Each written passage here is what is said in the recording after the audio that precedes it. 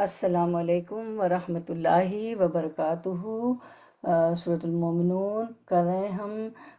حضرت نوح علیہ السلام اور ان کے بعد آنے والے تمام انبیاء نے اپنی قوموں کو توحید کی دعوت دی کہ اللہ کی عبادت، ایک اللہ کی عبادت کرنا، ایک اللہ کو ماننا ہے۔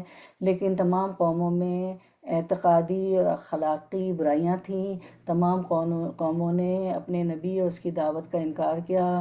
تمام آپ نے پڑھتے ہیں نبیوں کی قوم نوح علیہ السلام، قوم عاد، قوم ہود، قوم ثمود، صالح علیہ السلام کی قوم، سب نے اس دعوت کا، ایک اللہ کی دعوت کا انکار کیا، اپنے نبیوں کو جھٹلایا، ان کو جھوٹا کہا، ان کو مجنون کہا، ان کا مذاق اڑایا، اپنے نبیوں کو طعنے دیے، نبیوں پر الزام تراشی کی کہ یہ تو ہم پر برتری حاصل کرنا چاہتے ہیں، اور موسیٰ علیہ السلام کو کہا گیا کہ یہ ہمیں اپنے شہر سے نکالنا چاہتے ہیں، اور آخرت کا انکار کیا، بعث بعد الموت کا انکار کیا کہ بس یہی دنیا کی زندگی ہے، جو کچھ ہے، کیا ہم مر کے بوسیدہ ہڈیاں ہو جائیں گے تو اٹھائے جائیں گے؟ یہ ناممکن بات ہے۔ اور جو ہے دنیا کو آخرت پر انہوں نے ترجیح دی تھی، اپنے مال دولت اور اپنی اولاد کی افراط، مال و دولت کی افراط پر تکبر کیا، آبا و اجداد کی اندھی تقلید کی کہ یہ تو ہمارے آبا و اجداد بتوں کو مانتے چلے آئے ہیں، خود بھی اللہ کے راستے سے رکے، دوسروں کو بھی روکا، خود بھی بھٹکے، دوسروں کو بھی بھٹکایا۔ لیکن قوموں کے رد عمل پر نبیوں کا منفی رد عمل نہیں تھا، صرف انہوں نے اللہ سے مدد مانگی، تو ہمیں بھی اللہ سے مدد مانگنی چاہیے۔ تمام قوموں کی سرکشی کی وجہ سے قوموں پر مختلف عذاب آئے جن سے ان کو ہلاک کر دیا گیا۔ تو ہم انشاءاللہ شروع کرتے ہیں، جانتے ہیں، سمجھتے ہیں۔ سورۃ المومنون آیت نمبر 33 سے 32 پہ اینڈ کیا تھا، تو 31 32 کو بھی دیکھ لیں گے۔ نحمدہ ونصلی علی رسولہ الکریم، اما بعد فاعوذ باللہ من الشیطان الرجیم، بسم اللہ الرحمن الرحیم۔ ربی اشرح لی صدری ویسر لی امری واحلل عقدۃ من لسانی یفقہوا قولی۔ رب زدنا علما، اللہم فقہنا فی الدین، اللہم انفعنا بما علمتنا وعلمنا ما ینفعنا وزدنا علما، آمین یا رب العالمین۔ تو ہم نے دیکھا کہ پھر ان پہ عذاب بھی کیسا آیا۔ کسی کو اللہ تعالیٰ نے صرف ایک چیخ سے ہی جو ہے تباہ کر دیا، کسی کو جیسے نوح علیہ السلام کے واقعے میں ہم نے پڑھا کہ طوفان نوح آیا اور جو ہے سب غرق ہو گئے، اور ان کی بیوی اور ان کا بیٹا جو ہے پیچھے رہنے والوں میں ہو گئے۔ تو ہمارا جز 18 ہے، اور جو ہے اس صورت 31 آیت نمبر 31 میں ہم نے پڑھا تھا قوم عاد کے بارے میں، کیونکہ نوح علیہ السلام کے بعد قوم عاد کو بھیجا گیا تھا۔ ثم انشانا من بعدہم قرنا آخرین، پھر ان کے بعد ہم نے ایک اور امت پیدا کی، یعنی قوم عاد، نوح علیہ السلام کے بعد۔ اس کے بعد اللہ تعالیٰ فرماتے ہیں آیت 32 میں، فَأَرْسَلْنَا فِيهِمْ رَسُولًا مِّنْهُمْ أَنِ اعْبُدُوا اللَّهَ مَا لَكُم مِّنْ إِلَٰهٍ غَيْرُهُ أَفَلَا تَتَّقُونَ، پھر ان میں سے ہی رسول بھیجا، یعنی قوم ہود کے پاس، کہ تم سب اللہ کی عبادت کرو، اس کے سوا تمہارا کوئی معبود نہیں، تم کیوں نہیں ڈرتے؟ افلا تتقون، کس سے نہیں ڈرتے؟ عذاب سے، اللہ کی پکڑ سے۔ تو اب ہم آیت نمبر 33 سے شروع کرتے ہیں انشاءاللہ۔ Word to word translation. وقال الملأ من قومی، وقالا اور قالا کہا، الملأ سرداروں نے، من قومی ہی اس کی قوم سے، الذین جنہوں نے، کفروا کفر کیا، وکذبوا اور کذبوا جھٹلایا، بلقاء ملاقات کو، الآخرتی آخرت کی، واترفناہم اور خوشحالی دی ہم نے انہیں، فی الحیاتی زندگی میں، الدنیا دنیا کی، ما نہیں حاضہ یہ، الا مگر، بشرن ایک انسان، مثلکم مثل جیسا، کم تمہارے، مثلکم تمہارے جیسا، یاکلو وہ کھاتا ہے، مما من اور ما تھا تو اس میں نون حذف ہو گیا تشدید کی شد کی وجہ سے، مما اس سے جو، تاکلون تم اکلون کھاتے ہو، تاکلون تم کھاتے ہو، من ہو جس سے ویشربو و اور یشربو وہ پیتا ہے، ویشربو اور وہ پیتا ہے، مما اس سے جو تشربون تم پیتے ہو۔ رواں ترجمہ رننگ ٹرانسلیشن آیت 33۔ اور سردار قوم نے جواب دیا جو کفر کرتے تھے اور آخرت کی ملاقات کو جھٹلاتے تھے، اور ہم نے انہیں دنیاوی زندگی میں خوشحال کر رکھا تھا کہ یہ تو تم جیسا ہی انسان ہے، تمہاری ہی خوراک یہ بھی کھاتا ہے اور تمہارے پینے کا پانی یہ بھی پیتا ہے۔ تو اس میں ہم دیکھتے ہیں کہ وقال الملأ اور سردار قوم وقال الملأ من قومه اور سردار قوم نے جواب دیا۔ تو سردار قوم کون ہے؟ یہ سردار قوم ہی ہر دور میں جو قوم کے سردار ہوتے ہیں، بڑے لیڈرز ہوتے ہیں، ان کے ہر دور میں انبیاء اور رسول اور اہل حق کو جھٹلاتے ہیں، جس کی وجہ سے قوم کی اکثریت ایمان لانے سے محروم رہتی ہے، کیونکہ یہ نہایت بااثر لوگ ہوتے تھے، قوم انہی کے پیچھے چلنے والی ہوتی تھی۔ اسی لیے ہم دیکھتے ہیں کہ ایک مقولہ ہے عربک کا، الناس علی دین ملوکہم۔ کیا ہے؟ الناس علی دین ملوکہم، لوگ اپنے بادشاہوں کے مذہب کی پیروی کرتے ہیں، لوگ اپنے بادشاہوں کے دین کی پیروی کرتے ہیں، جو بادشاہ کرتے ہیں، جو ایلیٹس کرتے ہیں، وہی جو ہے عوام الناس کر رہی ہوتی ہے نا۔ تو الناس علی دین ملوکہم، تو ان کی قوم کے سرداروں نے جواب دیا، الذین کفروا وکذبوا بلقاء الآخرۃ واترفناہم فی الحیاۃ الدنیا۔ تو جو ان کی قوم کے لوگوں نے جواب دیا جو کفر کرتے تھے اور آخرت کی ملاقات کو جھٹلاتے تھے، اور ہم نے انہیں دنیاوی زندگی میں خوشحال کر رکھا تھا۔ وَأَتْرَفْنَاهُمْ فِي الْحَيَاةِ الدُّنْيَا، اطرفناہم تارافا، اس کا روٹ ورڈ ہے تیرے فے تارافا، یعنی ان کو خوشحالی دی تھی، مال کی کثرت تھی، اولاد کی کثرت تھی، اسی وجہ سے یہ جو ہے عقیدہ آخرت پر عدم ایمان اور دنیاوی آسائشوں کی فراوانی، یہ دو بنیادی سبب تھے۔ نہ ماننے کے دو بنیادی سبب کیا تھے؟ عقیدہ آخرت پر عدم ایمان اور دنیاوی آسائشوں کی فراوانی۔ تو یہ اپنے رسول پر ایمان نہ لانے کے دو بنیادی سبب تھے۔ آج بھی باطل انہی اسباب کی بنا پر اہل حق کی مخالفت اور دعوت حق سے گریز کرتے ہیں، اسی وجہ سے کہ بہت آسائشیں ہوتی ہیں، اور پھر ان کو یہ ہوتا ہے کہ قوم جو ہے ہمارے پیچھے چلے، یہ جو ہے دین میں چلے جائیں گے تو ہمیں نہیں مانیں گے، ہمارے پیچھے نہیں چلیں گے۔ تو انہوں نے پھر کہا ما ھذا الا بشر مثلکم، کہ یہ تو تم اس کی بات مان رہے ہو، اور وہ آخرت کے بارے میں بتاتا ہے، اللہ کی ملاقات کو بتاتا ہے، ہم نے انہی اور جو ہے تو تم یہ تو تم جیسا ہی انسان ہے، یاکلوا مما تاکلون منہ، تمہاری خوراک یہ بھی کھاتا ہے، جو تم کھاتے ہو وہ یہ کھاتا ہے، یہ تو بشر ہے، یہ تو انسان ہے، وَيَشْرَبُ مِمَّا تَشْرَبُونَ، اور تمہارے پینے کا پانی ہی یہ بھی پیتا ہے، جو تم پیتے ہو وہ پیتا ہے، جو تم کھاتے ہو یہ پیغمبر یہ رسول کھاتا ہے۔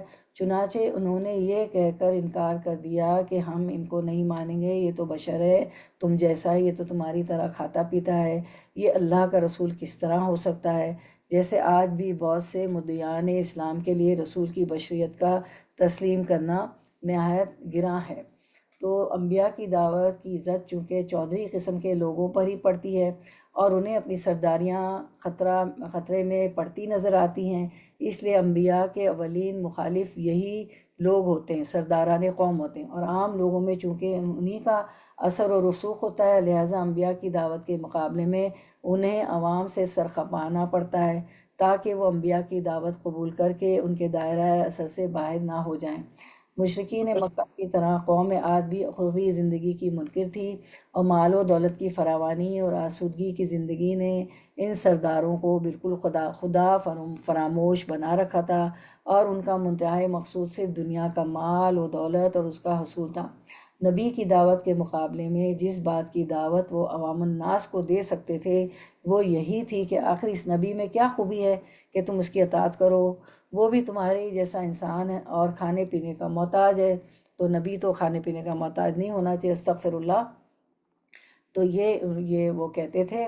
پھر جس طرح نوح علیہ السلام کی قوم اور ان کے نمائندوں نے حضرت نوح علیہ السلام کی دعوت کو ٹھکرایا اور ان پر الزامات لگائے۔ یہی وتیرہ حضرت ہود علیہ السلام کی قوم کے لیڈروں نے ان کے ساتھ اختیار کیا، کیونکہ لیڈر حضرات دنیاوی نفع و نقصان کے حوالے سے زیادہ شعور رکھتے تھے اور شعور رکھتے ہیں، اور وہی مفادات اٹھانے میں پیش ہوتے ہیں۔ اس لیے دعوت توحید کی مخالفت میں دنیا پرست مذہبی پیشوا اور لیڈر مخالفت میں سب سے آگے ہوتے ہیں، اور یہی لوگ انبیاء کرام علیہ السلام اور صالح قیادت سے لوگوں کو متنفر کرتے ہیں، اور ان کی مخالفانہ تحریک کے پیچھے دو باتیں کار فرما ہوتی ہیں: آخرت کا انکار اور دنیا کے وسائل پر اترانا۔ اسی وجہ سے وہ انبیاء کرام علیہ السلام کو ایک انسان سے بڑھ کر کوئی حیثیت دینے کے لیے تیار نہیں تھے۔ اسی بنا پر حضرت ہود علیہ السلام کے بارے میں یہ بات کہی گئی کہ لوگوں، اس شخص کے پیچھے نہ لگنا، کیونکہ یہ تمہارے جیسا انسان ہے، جو تم کھاتے پیتے ہو اسی طرح ہی یہ کھانے پینے کا محتاج ہے۔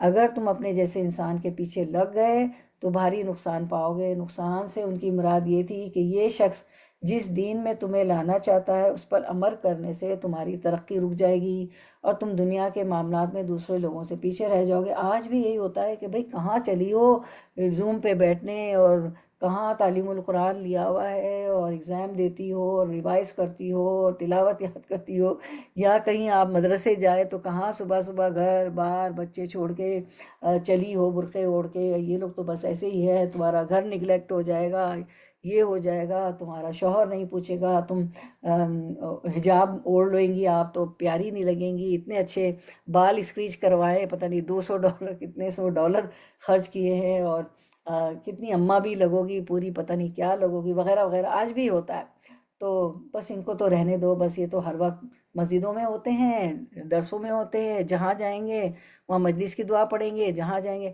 لیکن ان کو بس دنیا میں مشغول ہوتے ہیں نا۔ اور اللہ کیا کہتے ہیں کہ ربانی بنو، جہاں اللہ کا نام نہ لیا جائے وہاں ہم نام لیں تو وہ ربانی ہوتے ہیں، ٹھیک ہے نا۔ گویا کہ قوم کو دنیا کی ترقی کا جھانسا دے کر دین سے دور رکھا گیا، اور یہی شروع سے دنیا دار لیڈروں کا ہتھ کنڈا رہا ہے۔ جہاں تک پیغمبر کے کھانے پینے کا تعلق اور انسان ہونے کا معاملہ ہے، اس میں کوئی شک نہیں کہ پیغمبر انسان ہوتا ہے، اور اسے بھی بحیثیت انسان وہی حاجات درپیش ہوتی ہے جن کی ہر انسان کو ضرورت ہوتی ہے، ٹھیک ہے۔ تو جہاں تک دنیا پہ اترانے کا معاملہ ہے، قرآن مجید میں جن قوموں کی تباہی کا ذکر ہوا ہے ان میں اکثر اقوام دنیاوی ترقی کے لحاظ سے بہت آگے تھیں۔ یہ ترقی ہی ان کی تباہی کا پیش خیمہ ثابت ہوئی۔ اسی بات کو سورۃ القصص آیت جو ہے 58 میں بتایا گیا ہے، وَكَمْ أَهْلَكْنَا مِنْ قَرْيَةٍ بَطِرَتْ مَعِيشَتَهَا، اور ہم نے بہت سی وہ بستیاں تباہ کر دی جو اپنی عیش و عشرت میں اترانے لگی تھی۔ فَتِلْكَ مَسَاكِنُهُمْ لَمْ تُسْكَنْ مِنْ بَعْدِهِمْ إِلَّا قَلِيلًا، یہ ہے ان کی رہائش کی جگہیں جو ان کے بعد بہت ہی کم آباد کی گئیں۔ وَكُنَّا نَحْنُ الْوَارِثِينَ، اور ان کے یہ سو دیکھ لو وہ ان کے مسکن پڑے ہوئے جن میں ان کے بعد کم ہی کوئی بسا ہے، آخر کار ہم ہی وارث ہیں۔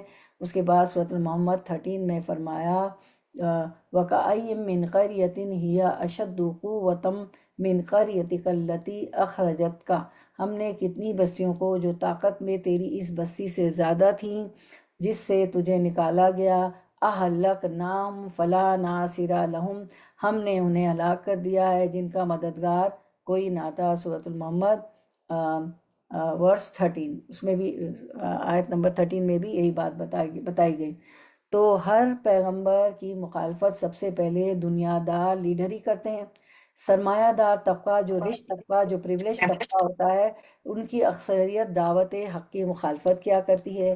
دنیا دار لیڈر دنیا کی ترقی کے حوالے سے قوم کو دین سے گمراہ کرتے ہیں، ٹھیک ہے۔ اس کے بعد ہم دیکھتے ہیں کہ انبیاء کرام علیہ السلام انسان اور بشر ہی ہوا کرتے تھے۔ رسول نمبر 1 سورۃ الابراہیم 11، رسول انسان ہوتے ہیں۔ نمبر 2 رسول اللہ صلی اللہ علیہ وسلم بشر اور عبد ہیں۔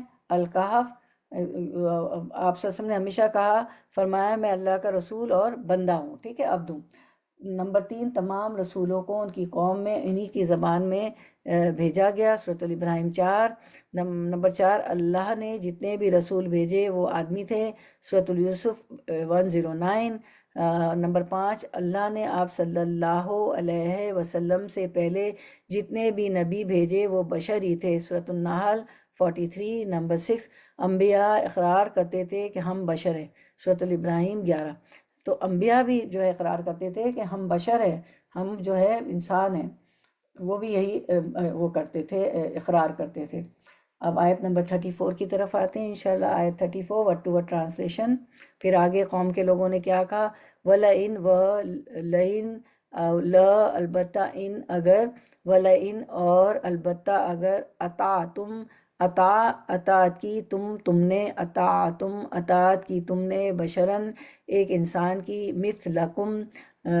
مثل جیسے، کم اپنے، مثلکم اپنے جیسے، انا یقیناً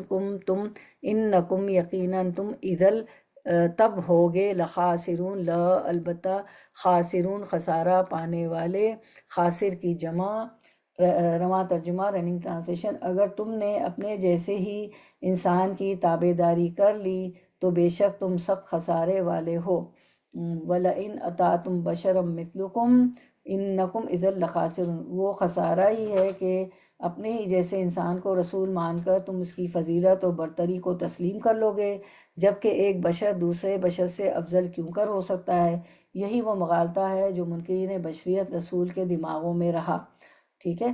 وہ بشر کو رسول مانتے ہی نہیں تھے نا، اور وہ بشر کے رسول ہونے کے منکر تھے، تو یہ ان کے دماغوں میں یہی بات تھی۔ حالانکہ اللہ تعالیٰ جس بشر کو رسالت کے لیے چن لیتا ہے، اپنی رسالت کے لیے چن لیتا ہے، جس کو رسول بناتا ہے، تو وہ اس وحی رسالت کی وجہ سے دوسرے تمام غیر نبی انسانوں سے شرف و فضل میں بہت بالا اور نہایت عرفہ ہو جاتا ہے۔ حالانکہ وہ خود بھی، وہ کہتے تھے کہ حالانکہ وہ خود بھی ایک عام انسانی تھے اور عام لوگوں کی طرح کھاتے پیتے تھے، اس کے باوجود وہ عوام کے مطاع بنے ہوئے تھے، وہ چاہتے تھے کہ عوام ان کی اطاعت کریں۔ ان کا یہ پروپیگنڈا اس لیے نہ تھا کہ انسان مطاع نہیں بن سکتا، بلکہ صرف اس لیے تھا کہ کہیں لوگ نبی کی دعوت قبول کر کے ہم سرداروں کی اطاعت کو ترک کر کے اور اس کی اطاعت نہ کرنے لگ جائیں۔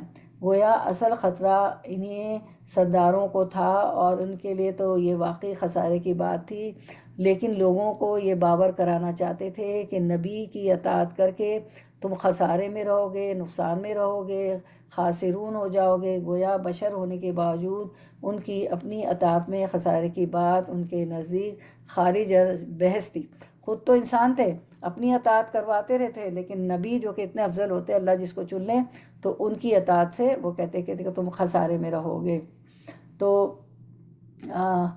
قیامت کا انکار کرنے والے ہمیشہ سے یہ دلیل دیتے آئے ہیں کہ جب انسان کا جسم گل سڑ جائے گا تو پھر اسے کس طرح زندہ کیا جائے گا نا، یہ بھی ان کا عقیدہ ہوتا ہے۔ تو آیت 35 میں ہم دیکھ لیتے ہیں ورڈ ٹو ورڈ ٹرانسلیشن۔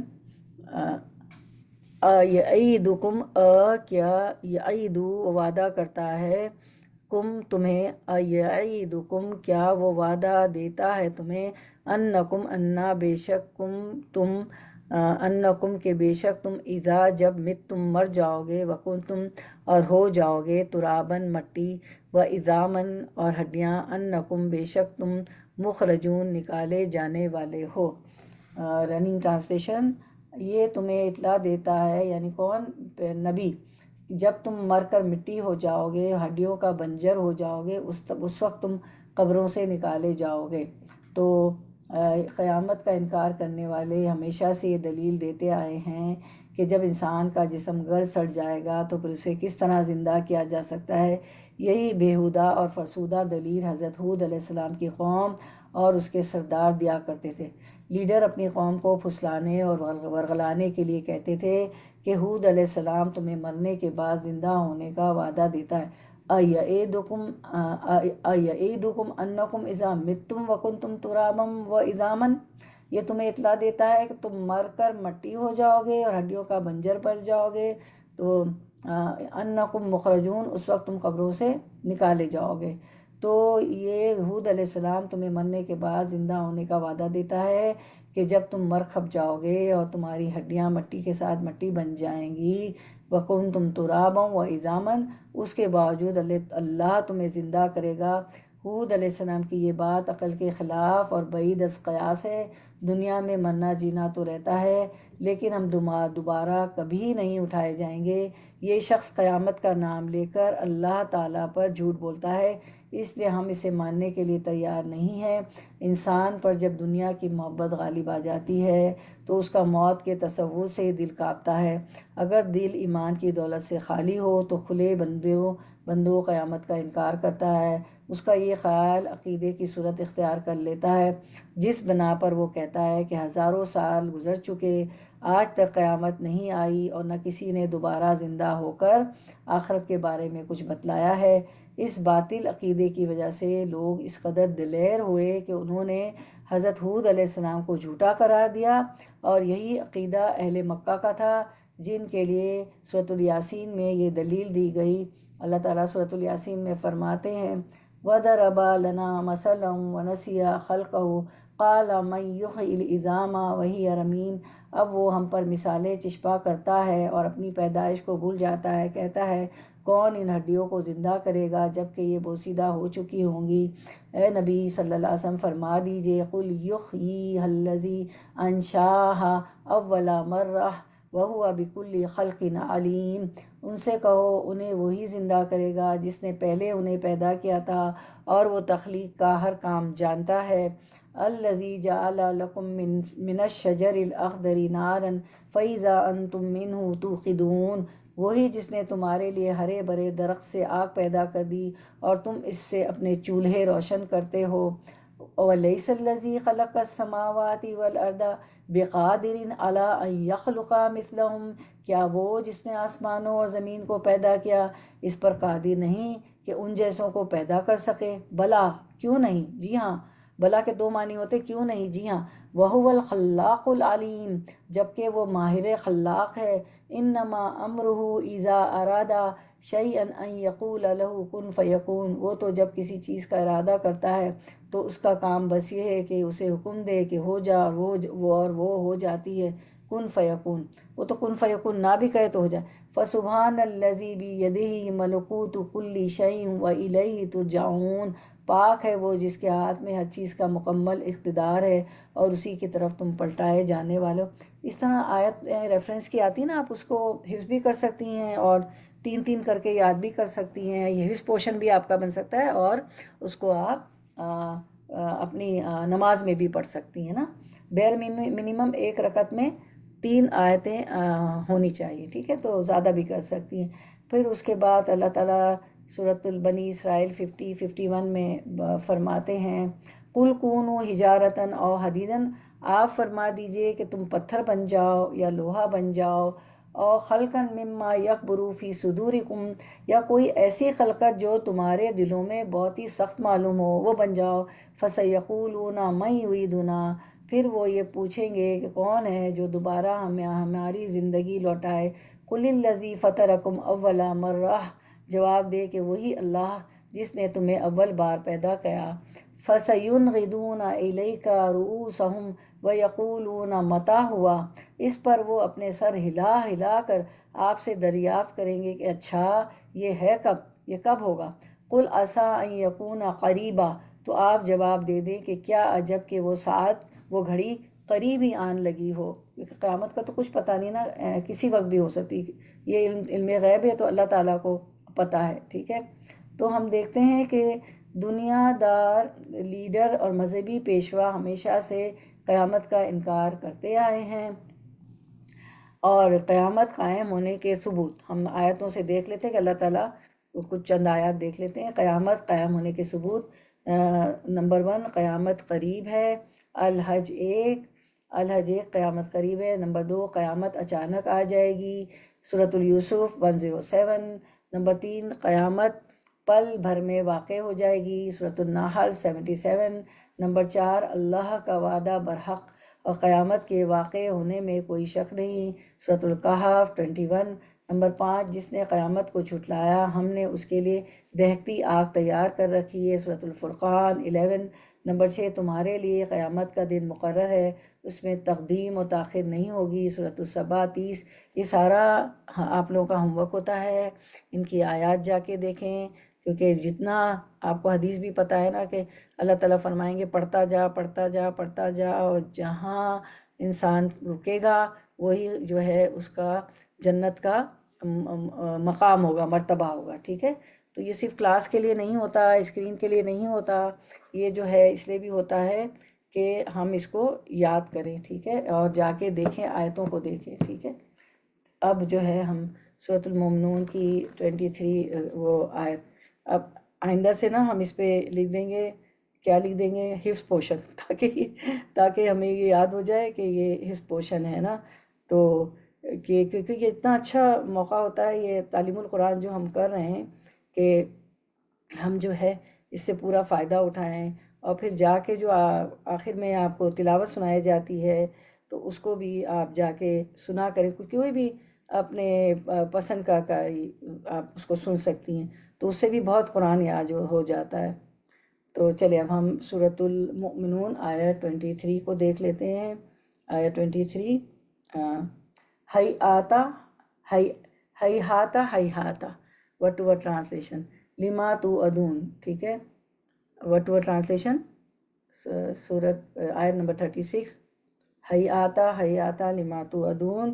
تو اس کو ہم دیکھ لیتے ہیں رننگ ٹرانسلیشن، میرا خیال ہے میری طرف سے اسکرین رک گیا، ہاں، ہی ہاتا وٹ ٹو ٹرانسلیشن، بعید، ہی ہاتا بالکل بعید ہے، یعنی دور ہے، بہت دور ہے، لما وہ جو توعدون تم جو وعدہ تم سے کیا جا رہا ہے، جو وعدہ تم سے کیا جا رہا ہے وہ بہت دور ہے، نہیں ہی آتا یعنی نہیں دور، اور بہت دور ہے وہ لما توعدون، وہ جس کا تم وعدہ دیے جاتے ہو، ہیہات جس کے معنی دور کے ہیں، 2 مرتبہ ہیہاتا تاکید کے لیے آیا ہے۔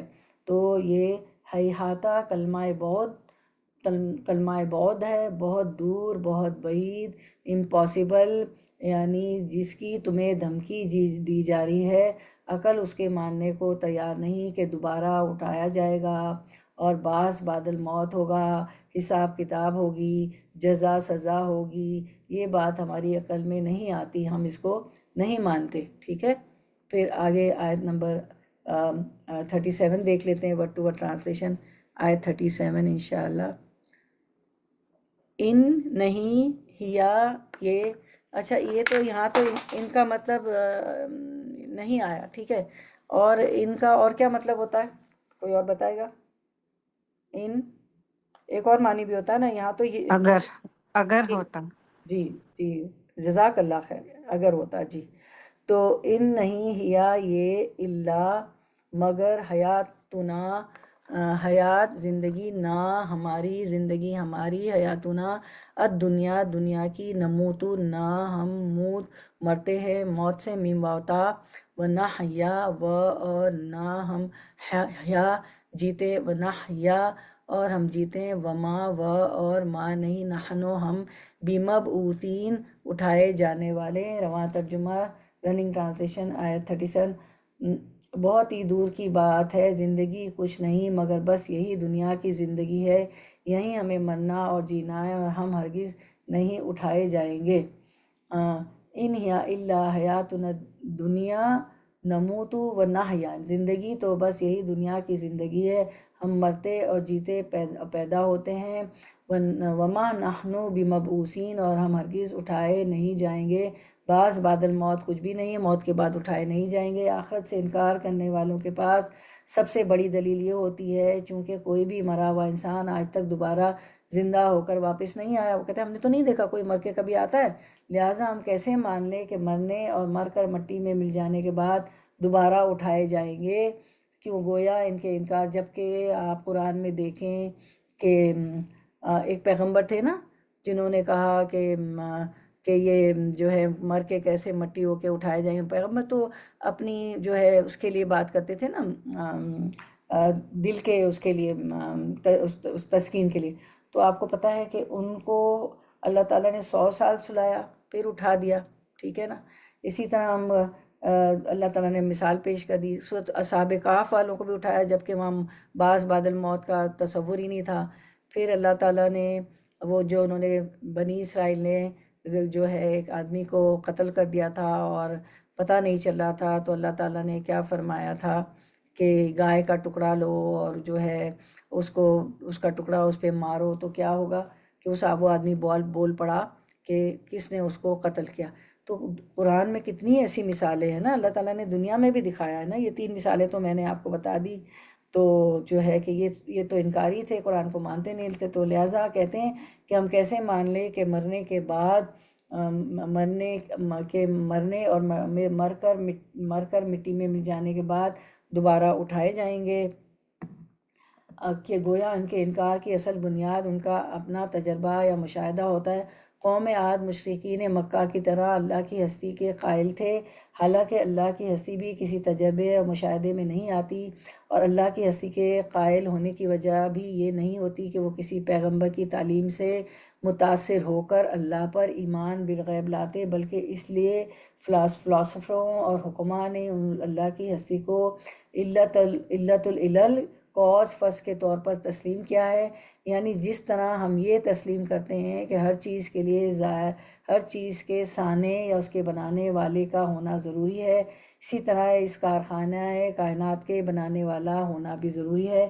بالفاظ دیگر اللہ کی ہستی کو عقلی دلیل کی بنا پر تسلیم کیا جاتا ہے، جس سے معلوم ہوا کہ عقلی دلیل کی بنا پر بھی ایسی اشیاء کو تسلیم کرنا ضروری ہے جو مشاہدے اور تجربے میں نہ آئی ہوں اور یا نہ آ سکتی ہوں۔ دوبارہ زندگی کے قیام پر چونکہ بہت سے عقلی دلائل موجود ہیں جن کا قرآن کریم میں بے شمار مقامات پر ذکر ہوا ہے، جن میں سے 3 میں نے ابھی آپ کو بتائی۔ لہٰذا جو لوگ آخرت و دوبارہ زندگی کا انکار محض اس بنا پر کرتے ہیں کہ کوئی آدمی مر کر واپس نہیں آیا یا انسان کا جسم مٹی میں مل کر مٹی ہو جائے تو کیسے زندہ ہو سکتا ہے، تو یہ عقلی دلائل کا انکار محض ان کی جہالت ہے، ٹھیک ہے۔ اس کے بعد ہم دیکھتے ہیں آیت number 38 word to word translation. ماشاء اللہ بڑی فاسٹ جا رہی ہے آپ کی سورۃ المومنون، 118 آیات ہے، اب فاسٹ جا رہی۔ ان نہیں ہوا، وہ دیکھیں پھر ان کا لفظی ترجمہ یہاں نہیں آ گیا، ٹھیک ہے۔ ان نہیں ہوا، وہ تو غور کیا کرے نا، تو ان کے 2 معنی ہیں۔ ان نہیں ہوا وہ الا مگر رجل ایک مرد، افطرا اس نے گھڑ لیا ہے، اللہ اللہ پر، کذبا یا کذبن جھوٹ، وما اور ما نہیں، وما اور نہیں، نحنو ہم لہو اسے، بمؤمنین ماننے والے۔ رواں ترجمہ، یہ شخص اللہ کے نام پر جھوٹ بول رہا ہے اور ہم کبھی اس کی بات ماننے والے نہیں ہیں۔ تو اسی آیت سے معلوم ہوتا ہے کہ قوم عاد اللہ تعالیٰ کی ہستی کے قائل تھے، اور ان کے نزدیک حضرت ہود کا اللہ پر جھوٹ باندھنا یہ تھا کہ میں اللہ کی طرف سے تمہاری طرف رسول بنا کر بھیجا گیا ہوں۔ ان ہوا الا رجل، یہ ایک ایسا آدمی ہے، افطرا جس نے جھوٹ باندھا، کس پر؟ اللہ کذبا، اللہ پر جھوٹ باندھا۔ کیا جھوٹ باندھا؟ کہ میں اللہ کی طرف سے، ان کا کہنا یہ تھا کہ میں اللہ کی طرف سے تمہاری طرف رسول بنا کر بھیجا گیا ہوں، یا یہ کہ مرنے کے بعد اللہ تعالیٰ ضرور تمہیں دوبارہ پیدا کرے گا۔ تو یہ دونوں ان باتوں کو جھٹلا رہے تھے کہ یہ اللہ کی طرف سے بھیجے ہوئے رسول نہیں ہیں، یہ کس بات کر رہے ہیں؟ جھوٹ بول رہے ہیں، اور مرنے کے بعد دوبارہ پیدا کرنے والی بات بھی جھوٹ ہے، اللہ پر یہ جھوٹ باندھ رہے ہیں، استغفر اللہ، نعوذ باللہ۔ تو وما نحن لہ بمؤمنین، اور ہم کبھی اس کی بات نہیں پائیں گے، اور تم سے تمہارے اعمال کا یہ جو بات کرتے ہیں نا کہ اللہ تمہیں دوبارہ پیدا کرے گا، تم سے تمہارے اعمال کا مواخذہ کرے گا، تو یہ دونوں باتیں انہوں نے کہا کہ ہم قوم عاد نے کہ ہم یہ دونوں باتیں ہرگز تسلیم کرنے کو تیار نہیں ہیں، ہم اس بات کو نہیں مانیں گے۔ پھر جب انہوں نے یہ کہا تو جو ہے ہم دیکھتے ہیں کہ پیغمبر نے کیا کہا ان کے، ٹھیک ہے، انہوں نے کہا قال رب انصرنی بما کذبون۔ چلے ہم ورڈ ٹو ورڈ ٹرانسلیشن دیکھتے تھے۔ قالا، کہا، ربی اے میرے رب، انصرنی میری مدد کر میری، بما بوجہ اس کے جو، کذبونی انہوں نے مجھے جھٹلایا، اور اگر آپ تلاوت کرتے ہوئے رکتے ہیں تو کذبون، ٹھیک ہے۔ رواں ترجمہ، رسول نے کہا پروردگار ان لوگوں نے جو میری تکذیب کی اس پر اب تو ہی میری نصرت فرما۔ تو کیا ہوا؟ بالآخر حضرت نوح علیہ السلام کی طرح اس پیغمبر نے بھی بارگاہ الہی میں مدد کے لیے دراز کر دیا، اپنا ہاتھ دراز کیا کہ اللہ کہ میری مدد فرما، کیونکہ بیما کذبونی، کہ یہ میری قوم مجھے جھٹلا رہی ہے۔ تو قوم کے مظالم پر حضرت ہود علیہ السلام کی اپنے رب سے مدد طلب کرنا۔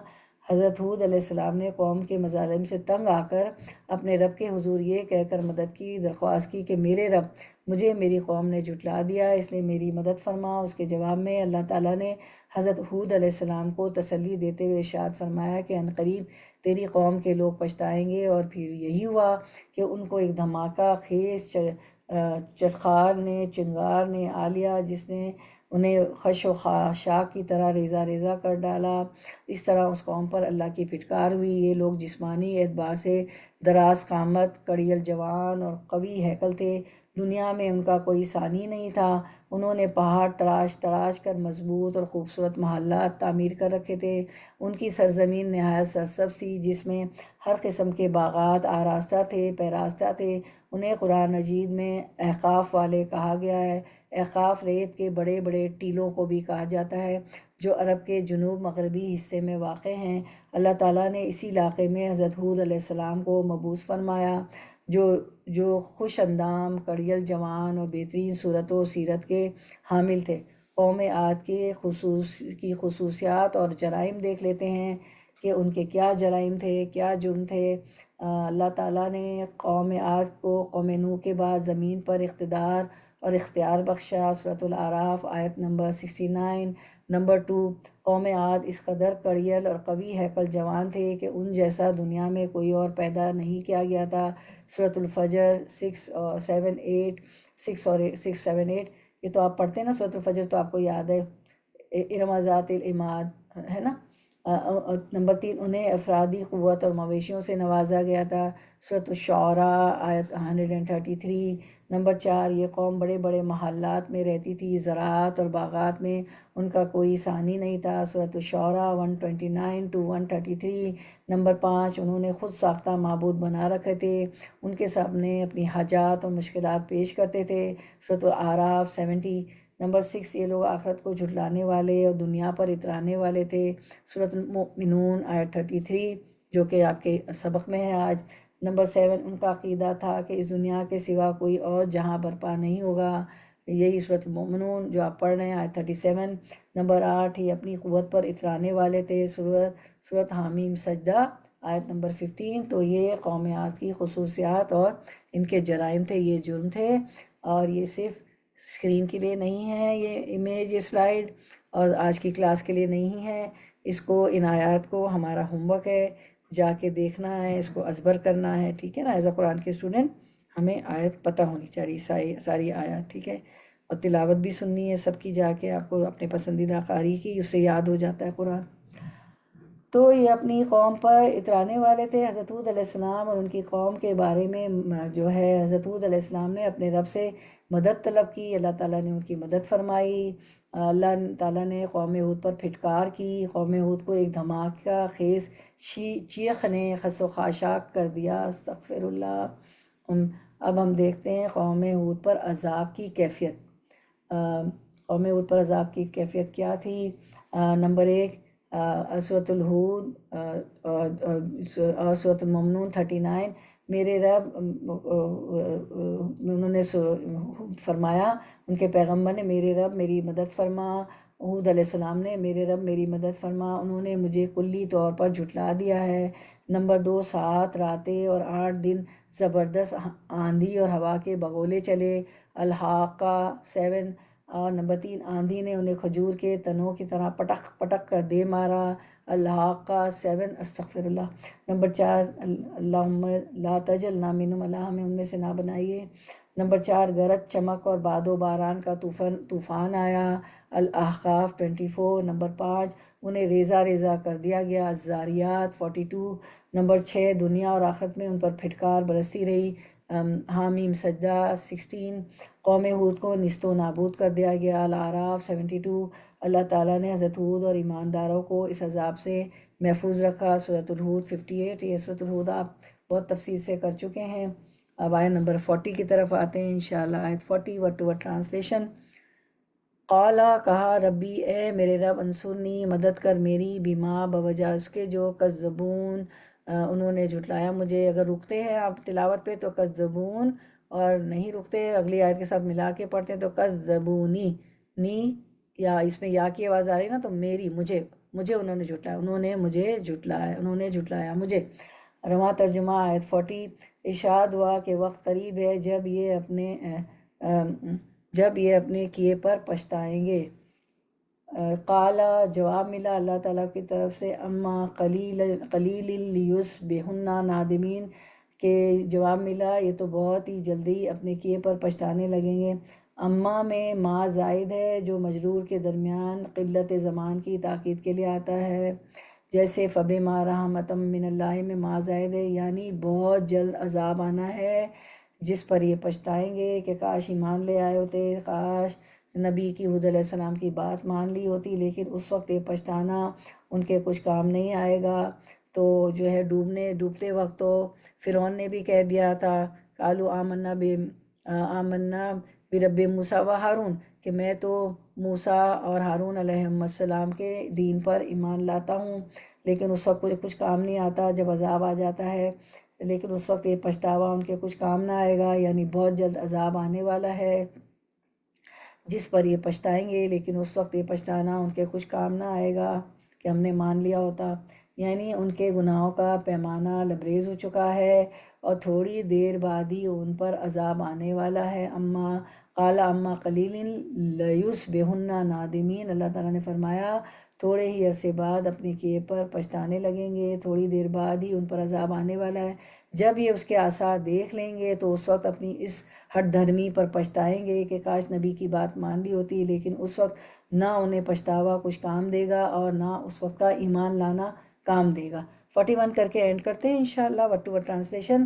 41 فاخذتہم الصیحۃ، فا تو اخذت پکڑ لیا، ہم انہیں، فاخذتہم تو پکڑ لیا انہیں، الصیحۃ چنگھاڑ نے، بالحق ساتھ حق کے، فجعلناہم تو جعلا کر دیا، نا ہم نے، ہم انہیں، فجعلناہم تو کر دیا ہم نے انہیں، غثاء کوڑا کرکٹ، فبعدن تو بعدن دوری ہے، للقومی لیے قوم کے لیے، للقومی ان لوگوں کے لیے، الظالمین جو ظالم ہیں. Running translation 41.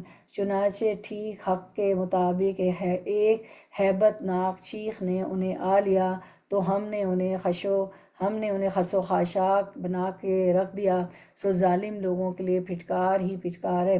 فاخذتہم الصیحۃ چنانچہ بالحق، چنانچہ ٹھیک حق کے ایک ہیبت ناک چیخ نے انہیں آ لیا، یعنی بالکل ٹھیک اسی وقت ان پر عذاب آیا جو وقت ان کے لیے مقرر کیا گیا تھا. یعنی ہیبت ناک چیخ کے عذاب سے بعض علماء نے یہ قیاس کیا ہے کہ یہ قصہ قوم عاد اولیٰ کا نہیں، کیونکہ ان پر تند و تیز اور شدید سرد آندھی کا عذاب آیا تھا، بلکہ یہ قصہ عاد ثانی یعنی سمود کی قوم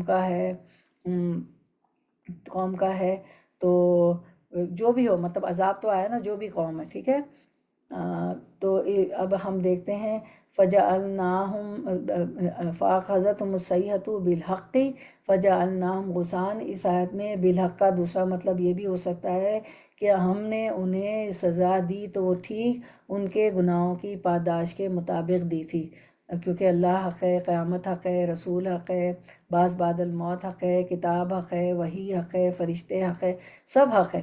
تو حق کا دوسرا مطلب یہ بھی ہو سکتا ہے کہ جزا اور سزا بھی حق ہے، اللہ تعالیٰ ذرا برابر بھی ظلم نہیں کرتے. تو حق کا دوسرا مطلب یہ ہے کہ ہم نے جو انہیں سزا دی تو وہ ٹھیک ان کے گناہوں کے پاداش کے مطابق تھی. عدل و انصاف کا یہی تقاضا تھا اور اس سلسلے میں ان پر ذرہ برابر ظلم نہیں ہوا. اور غثار فجعلناہم غثاء، یا غثاء کہتے ہیں کوڑا کرکٹ، کچرا، خس و خاشاک، یعنی وہ ہمارے عذاب کی رو میں یوں بہہ گئے جیسے سیلاب خس و خاشاک کو بہا لے جاتا ہے.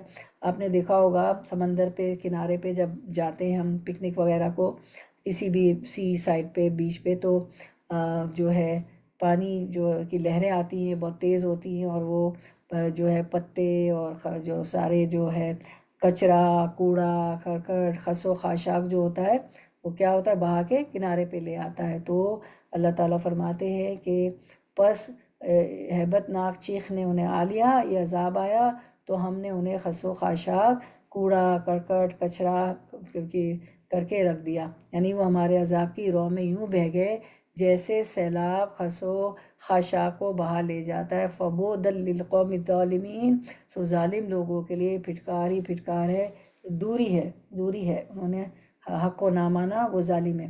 یہ چیخ کہتے ہیں کہ حضرت جبرائیل علیہ السلام کی چیخ تھی، الصیحۃ بالحق۔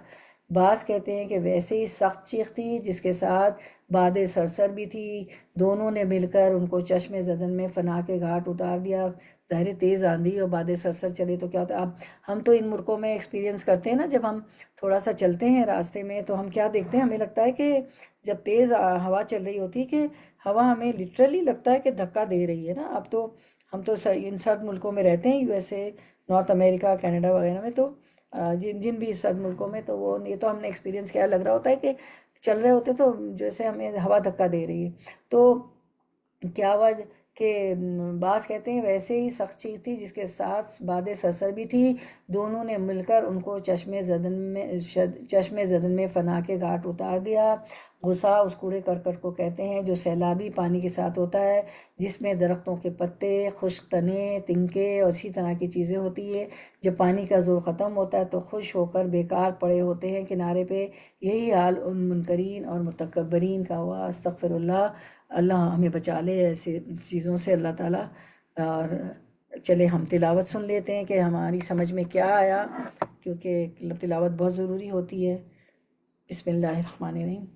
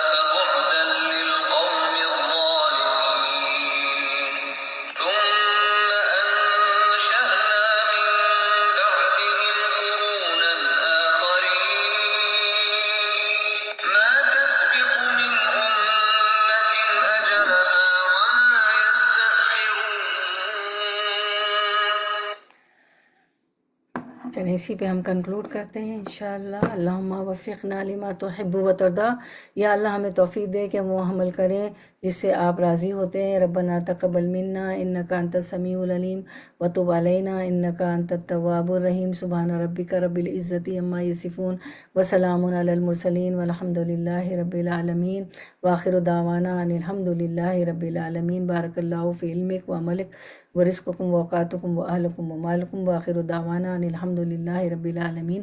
سبحانک اللہم وبحمدک، اشہد ان لا الہ الا انت، استغفرک واتوب الیک۔ السلام علیکم ورحمۃ اللہ وبرکاتہ۔ آپ میں سے کوئی بات ان آیات پہ رکھنا چاہیے، کچھ ایڈ کرنا